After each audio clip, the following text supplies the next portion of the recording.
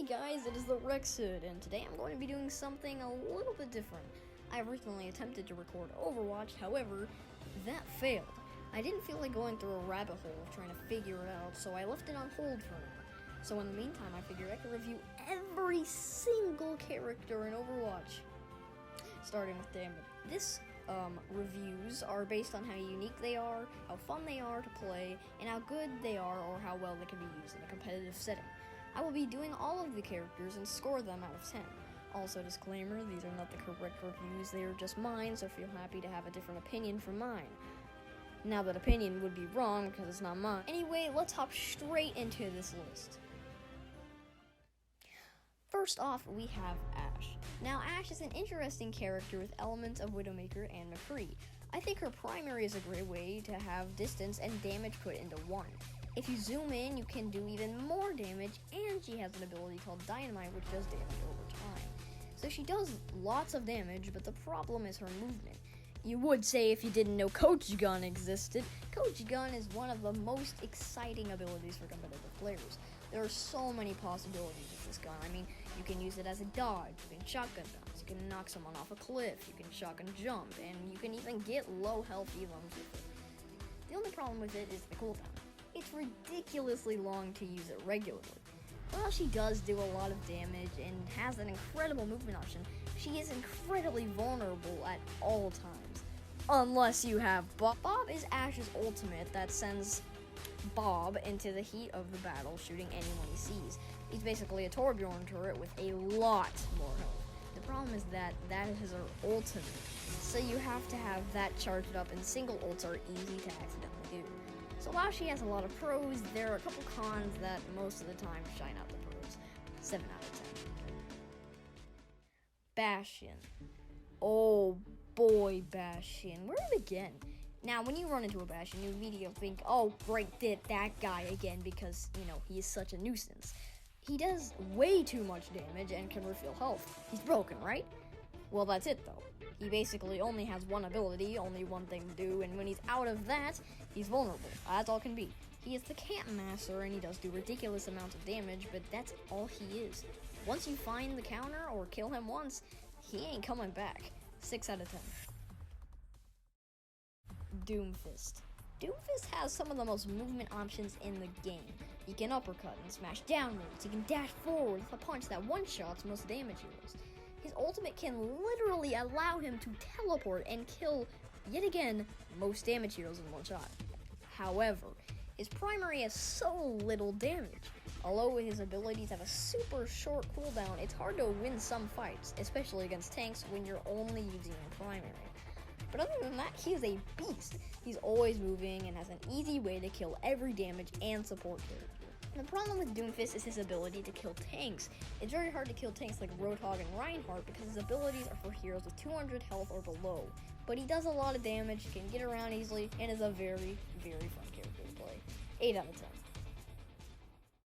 Echo. Echo was once the most broken character in the game. While she still is way too powerful, they did tone her down a bit. Emphasis on the bit.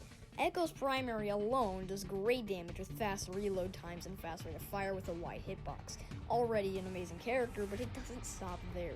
She also can glide if she falls from a big height. It is a huge competitive feature. People have found out how to get to the objective or payload in half the amount of time that it normally does due to a passive ability. A passive ability! And yet again, it doesn't stop there. She has an ability called Flight, where she, you guessed it, flies. But it increases speed by quite an amount, and it lasts for 3 seconds. This can be used as a dodge, a way to get places faster, or even to get to high ground. And just wait, she has sticky bombs. She shoots about 5 or 6 of them, and they stick it to the enemy and can do almost 200 damage. But just you wait. She then has an ability called Focusing Beam, which does decent damage of enemies if they're at full health, but if they are at half health or lower, they take twice as much damage. So Echo can take out at least 4 characters of a team with 2 abilities and a couple primary shots. But then, her ultimate allows her to turn into a different character for a bit, and if she runs out of health with that character, she doesn't even die. She just returns back to normal. You can use any character's ultimate as Echo. So anyway, as you can tell, she is broken. Fun to play, has a unique design, and is not boring in any way. Echo gets a 10 out of 10. Genji. Genji has the most movement options out of any character in Overwatch. He can climb walls, he can do a dash that does damage to enemies, and the mechanic that sets Genji apart from every other Overwatch character, the double jump. Now it sounds pretty simple, but it is one of the most complex mechanics in the entire game. You can get massive amounts of distance with it, you can dodge with it, you can use it for a setup, you can do a combo with a double jump and then a quick dash, you can even do a triple jump exploit that many people have found out about. And the best part of it all, it doesn't even have a cooldown. And on top of all of that, his primary does massive damage and has a scatter shot for easy damage. And on top of all of that, his ultimate one-shots all heroes 300 health and lower. Genji is truly a great character with very, very little flaws. 9 out of 10. Hanzo. Hanzo is a character mostly known for his sniper-like gameplay. Most damage heroes get one shot if you hit them with a single arrow. He also has some interesting movement abilities, such as the ability to climb walls and also to do a sort of dash jump. The problem with the dash jump is that it has a 5-second cooldown, so you can't use it effectively in high-pressure situations. Hanzo's abilities are Storm Arrows and Sonic Arrows. Storm Arrows are 5 arrows that can be shot incredibly fast without really having to think about aiming. This is great for unexpected flanks and easily taking out a 200 or lower hero. Sonic Arrows allows you to see enemies through walls, which is a pretty boring ability, but still a useful one. Another thing about Hanzo is that you don't have to worry about reloading, which means you usually never have anything distracting you from actual objectives, making him a great hero to lead with. Of course, its ultimate is also amazing and very cool, launching dragons that kill enemies inside of it. It's awesome and is very effective. Hanzo, it's an 8 out of 10. Junkrat. I mostly view Junkrat as a boring character, a simple grenade launcher hero. However, there is one ability that makes me want to come back to another combat. Concussion Mine. Concussion Mine has 2 uses and has basically all of the capabilities of Ash's coach gun besides shotgun bouncing. You can easily use this for dodges, you can get to places easily. It's just an easy ability and adds a lot of movement to Junkrat's otherwise plain arsenal. Junkrat also has a trap, which yet again is pretty boring, but it can be useful for camping strategies. Finally, his ultimate is very cool, similar to like an RCXD in COD where you control it and explode it on command to do massive damage. Junkrat is a very boring character, but he can get the job done. 7 out of 10. Mccree. Mccree is a very fun hero to play. His damage output is incredibly high, allowing you to kill heroes in a couple shots. This is another trade-off for less rate of fire and spread for better damage. However, with Mccree it works pretty well. The problem with Mccree is how boring his abilities are. Dodge roll is of course a dodge, but that's about it. There's not really anything else you can do with it. Then flashbang, which has its combo of course with a 6-shot ult after it. But his abilities are just so boring. They get the job done, but I wish there was more variety. But yet again, his damage output is incredible, and his secondary is easy to jump on if you don't have time to aim. His ultimate is also easy to get team kills with, which is huge for winning competitive games. Overall, Mccree gets an 8 out of 10. Mei. Mei is annoying. Her primary is a short-range blast of ice that can freeze enemies. Once they are frozen, you can use your ult to kill them. This applies to tanks as well, so she can easily take out any hero by herself in a matter of 5 seconds. However, there's 5 seconds, and that's also if the enemy is incredibly stupid. Literally, the way to counter Mei is just to stay away from her. That's literally it. All she can do there is spam her ult, which is all about aiming, which, if you're playing Mei, you're not worried about. Her abilities are terrible. Her first ability is Ice Wall, which spawns an ice wall. This can technically be used well, but it's super situational. Her other ability is Kyro Freeze, where she freezes herself and you heal. The problem with this is that, say you're in a gunfight with a high damage hero, use this ability to heal up. The other player just camps until you thaw. Then they realize that you are completely vulnerable now and kill you. It's so useless, and it can be used if you have won a gunfight and you have time, but yet again, that's situational. Mei's ultimate, however, is very effective, spawning a huge area that freezes everyone inside, making for easy team kills. The problem with Mei is that she is very situational and usually never effective for getting objectives done. Mei is a 3 out of 10. Farah. Farah is a classic rocket launcher character with a twist. She can fly. This adds a huge mechanic to her character. There's a lot you can do in the air. You can even have a boost jump that gets you extra height. She has so many movement options in the air that most characters cannot hit her. She's a very quick hero and does lots of damage as well. She's a very interesting character and has many possibilities. Her ultimate is also really good. I don't know if you can get team kill with it, but you can kill a lot of people with it. Farah gets an 8 out of 10. Reaper. Reaper is mostly known for his interesting design. However, Reaper provides incredibly fun gameplay and also has a tank counter. Reaper can take out pretty much any tank in a matter of seconds, making it easy for his team to move on to objectives when the heavy hitters are out of the way quickly. But he can take out smaller heroes as well. He has very high damage output and sprint. A problem with Reaper is his reload times. Reloading as Reaper is an easy way of losing a 1v1 gunfight. Also, his teleport ability is hard to use well in the middle of fights or rushes. However, his other ability, Wrath Form, is a good way to dodge and also functions as a status for Reaper. His ultimate is also easy to get team kills with. Reaper outputs high amounts of damage, and while not the most interesting character in terms of gameplay, he can be truly amazing in a competitive game of Overwatch. 8 out of 10. Soldier 76. Soldier 76 is the Overwatch beginner character.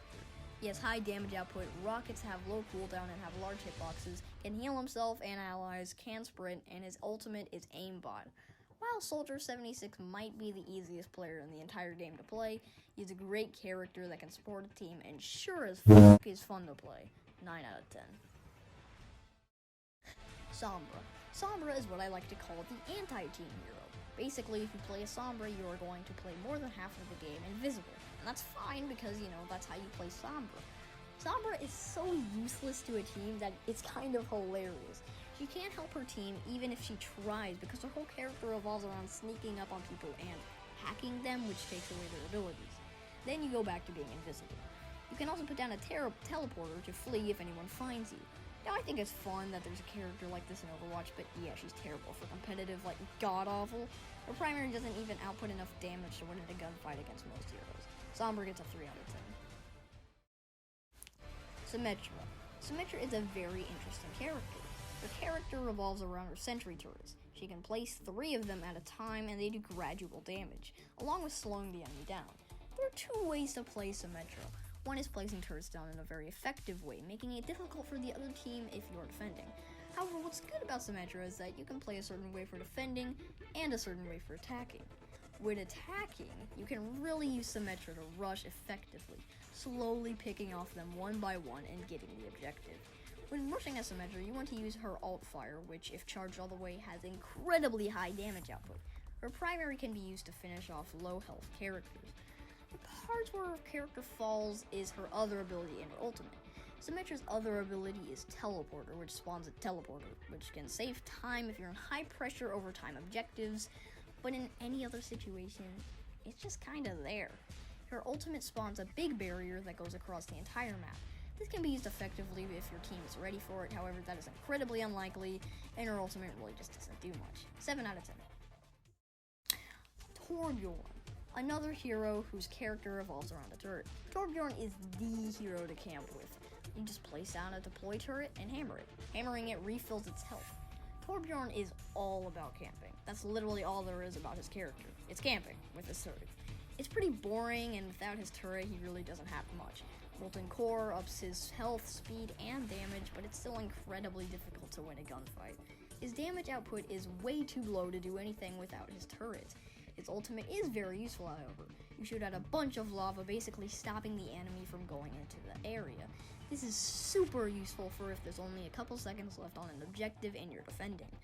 Another downside about Torbjorn is that he is a character for defending. If you're playing Torbjorn and you're attacking, then you're wasting a character slot on your team.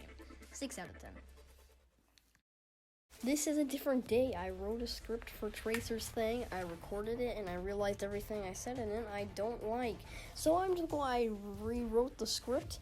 It's a different day, my voice sounds different, I know, but we're going to do the rewritten script.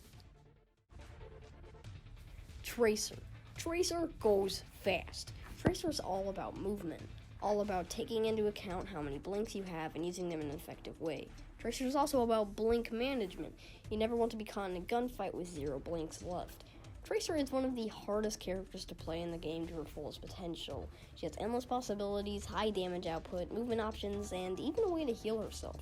You can go back in time if you take damage and get all of your health back. Tracer is incredibly fun to play, however she is very vulnerable if you don't know what you're doing. She only has 150 health, meaning almost every damage hero can take her out in a couple of seconds.